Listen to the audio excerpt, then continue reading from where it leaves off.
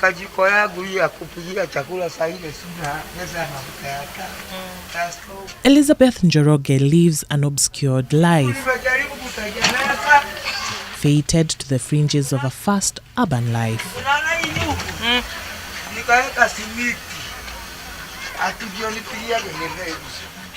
Her productive years are well behind her, and she finds it hard to keep up, but she has few options. Sasa kama ningeolewa ningeenda kwa bwana. Kwa hiyo unaenda kufanya nini? Na kuna vijana. Vijana wameoa, utaenda kuitisha kasaba ya baba yako. Ujue mama, hata kama utapewa, hiyo ni madharau tu. Utakuwa unatumia kama karatasi.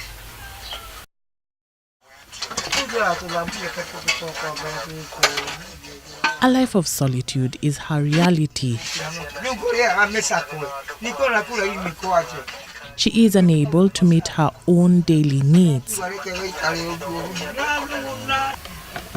Her wrinkled, frail body, evidence of years of toil.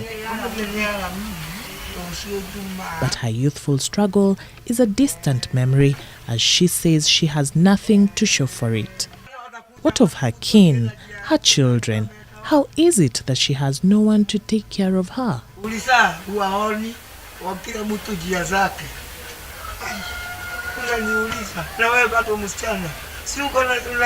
Kupata watoto. Ukipata mmoja kwa kijana kama huyu kama ule. Utampata wapi? Utaenda kumsumbua na atakwambia ako na bibi na ako na watoto.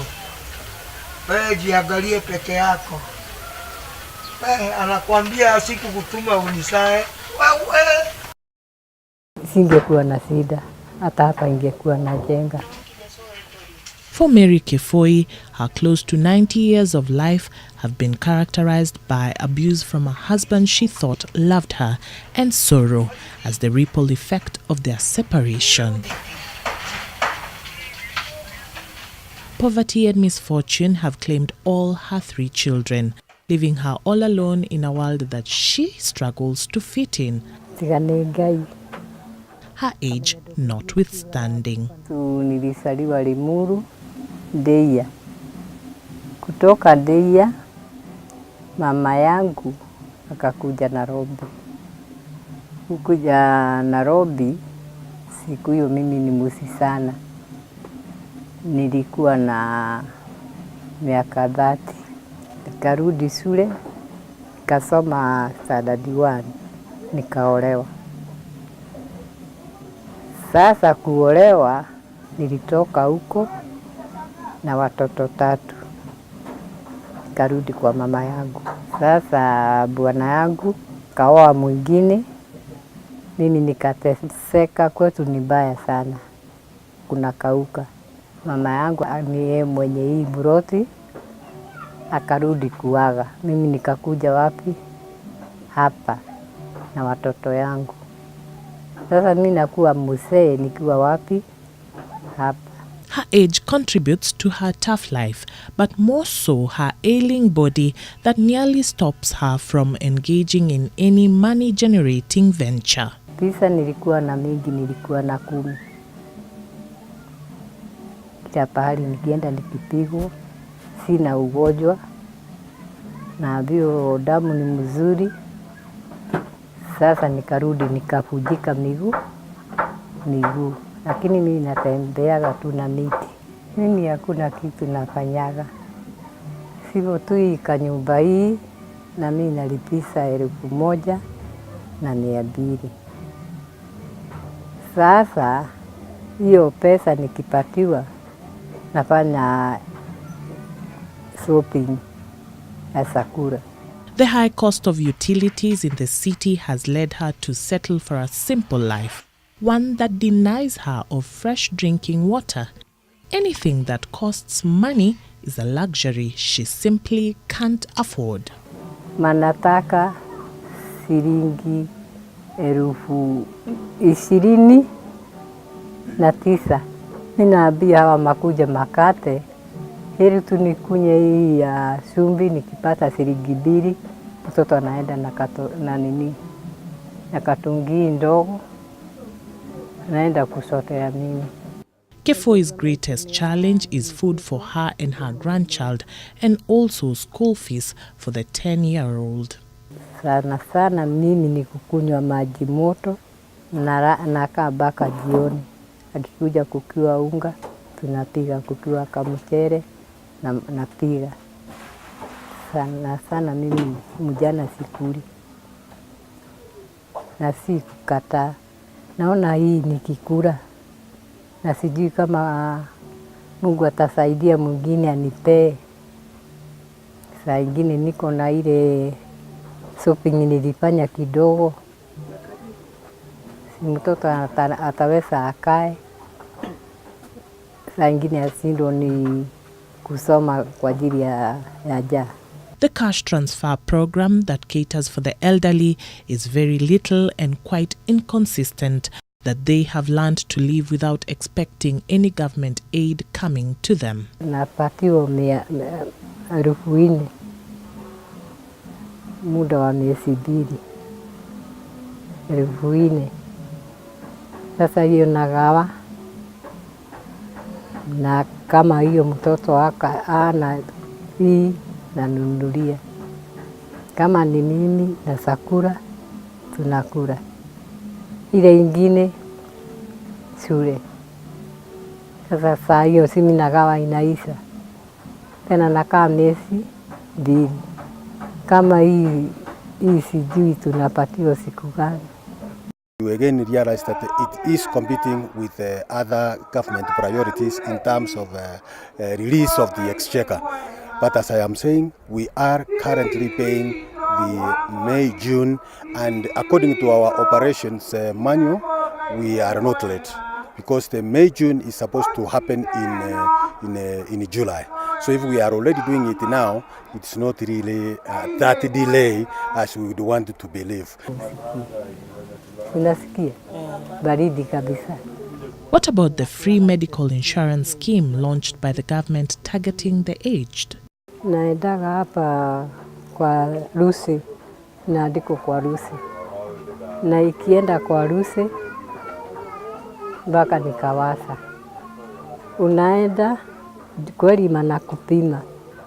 Na vio hata pesa unapigwa. Unasema tu na hii dawa hakuna hata. Unaambiwa uende ununue. Una nduru ya kuenda kununua. Na ukienda kuuliza pahali inauzwa, inakula kama 1,000 au zaidi. Sasa mimi nikasema hata hiyo ni kazi bure. That is purely channeled through the Ministry of Health, the National Hospital Insurance Fund. And it is only them who can tell us now that they have the data, why haven't they been able to cover this? Because I expect there is a product they call super cover. I would expect that super cover, it should be able to cover everything, not just consultation and then you are left to go and buy medicine. But the understanding is they will be able to provide a comprehensive cover for all the beneficiaries whom we have given them as members of the Inua Jamii. Kefoi has to stay strong, if only for her grandchildren, because her other relatives rely on farming, a venture that leaves them unable to spare her a dime. Watoto yangu walikufa 3. Na hii naye ikakufa mmoja. Sasa nikabakia na watoto ya hiyo Musisana. But for Mary Wanjiru, hers is a more desperate situation, as she doesn't have a close relative. Her parents died, leaving her in the care of her elder brother, whose death spelled doom for her. Her timely marriage gave her great promise, all that resulted to naught. Mimi nikienda kwa doa nilikuwa na miaka 20. Nikaendelea na bwana, tukaishi miaka 4. Hakuna mtoto, nikaenda hospitali, kaniangalia wakaona mimi si mgonjwa, sina nini, lakini haionekani yani mayai ya mtoto ya kike. Sasa hipo ndio bwana akakata roho, akasema hawezi kukaa na mtu hapati watoto. Sasa mimi kutoka siku hiyo kasema wacha tu nikae tu vile Mungu aliniumba. Najaribu wapi, najaribu nini. Baka sasa nikamaliza ile haja ile yetu ya unaijua ile ya kawaida. Nikasema basi mimi nimeshakuwa mzee. Hakuna kitu kingine naongoja sasa. Ni kukaa tu na Mwenyezi Mungu mwenye kuniumba. Kwa maana mimi siwezi nikachukua kamba nisinyonge, siwezi nikakunywa dawa ndio nikufwe. Siwezi, kile Mungu aliniumbia nikikaa hivyo, wacha niongoje. Iko na familia. Lakini sasa siwezi nikajua wanaishi pande gani, ama walienda wapi. Kwa maana kutoka huko nilitoka kitabu. Vile nilisikia nasema vile aliniambia, hiyo roho nikasema haya. Despite her age, she remains youthful. A situation that adds to her predicament. She has failed to convince government officials that she is elderly and deserving of government aid. Mimi sijawahi kupata pesa ya uzee. Na nilijaribu zaidi sana nipate. Nikajaribu wakasema miaka yangu haingiani. Nikihesabu miaka yangu ninaona ni mingi. Lakini kwa kipandi waliniandikia 62. Na walikuwa wanakataa, wanasema mimi sifikisi hiyo miaka. Wananiuliza mimi nakulanga nini ndio ati mimi naonekana tu ningali bado kupikisa hiyo miaka. Nikawaambia mimi ni mzee.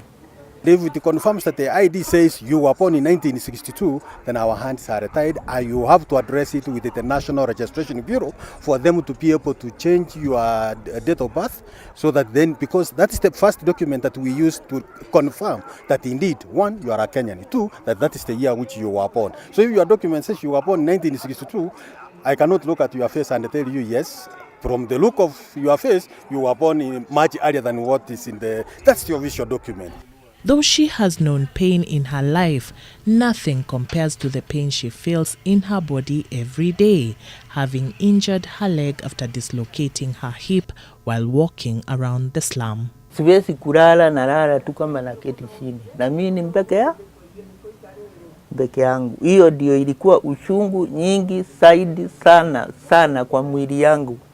Kabisa. Hiyo nje siwezi nikatoka. Kutoka kitanda yangu ilikuwa inaosa. Kwa maana mimi namwaga tu huko. Siwezi kujitoa hapo kwa kitanda. Even though her body is frail, she commands the respect of the youth in the slum. Wanasemanga chuchu ana mane. Watoto wa kijiji yote wenye waharibu, wenye nini, wananijua, wanasemanga hata mkienda huko kwa chuchu mnakwenda kuchukua nini? Hakuna chochote mnaenda kuchukua ni nini? Na huyu chuchu hana maneno. Hata wanashikanga watu hapa. Kuja hapa. Oi, mokolo. Nawaita tu nawaambia watoto msiue, mkiua kesho mtabuchika nini tena? Peani ile kitu mnapewa alafu muache mtu aende, hiyo maneno naisha. For Stephen Gathengi, life is what you make of it. Though he suffered an injury to his leg like most of his elderly counterparts, he engages in his business repairing shoes for the residents of Soweto. Karibuni. His pride and joy is his humble home that he shares with his wife. But unlike Gathengi, some of the elderly people have resigned themselves to a life of drunkenness as their frustration gets the better of them.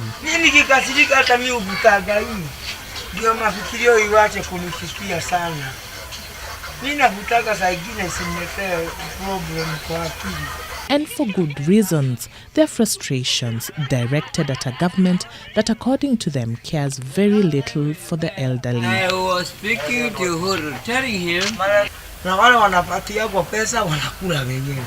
Sasa mimi tunakaaga tunagoja. Imagine unakaa tu wewe unaambia uende uandikishe pale au Equity na wewe mwenyewe hujapata hiyo kitu. Kuna wale wanachukua hata hii chakula inaletwa pale sio huru. Sisi hatupatagi. Inakuliwa na wengine waweka kwa magunia wanakuja kuuza kwa maduka. Kama ni michele ikikuja pale upati. Tangana kupaga laini na upati. Mary Nyokabi, who is also facing a lonely, desperate life in her sunset years, has some advice for young women. Come we stay. Oh, nimekupenda sana, twende tukawane.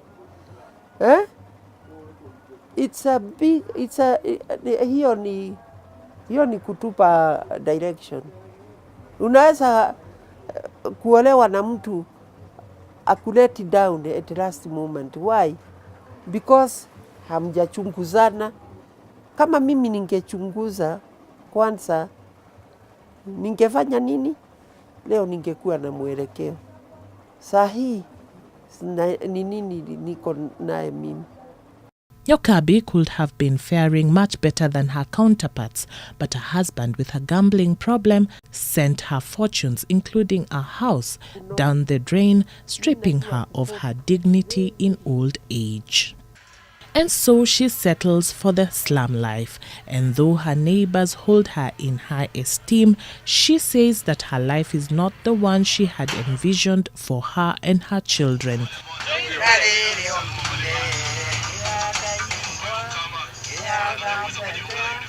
She, however, has hope for a different life as she engages in part-time acting roles, a welcomed escape from her everyday life challenges.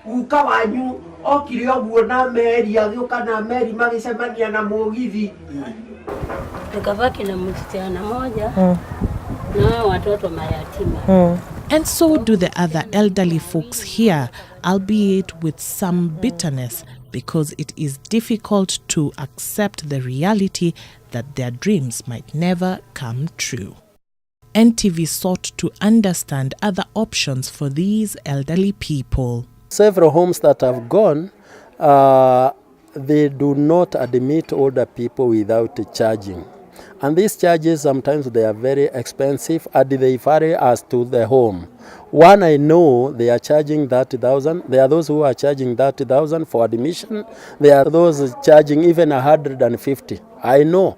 But I wonder if those cannot manage that amount of money, what happens to them? Issues of when they charge this money, do they give the quality service that these older people also require? While the options he speaks of are available, it does not in any way mean that they are acceptable to them. The pieces of land that they occupy are very valuable, and to vacate to a group home means that they give up this valuable resource. The situation is the same in every homestead that we visited.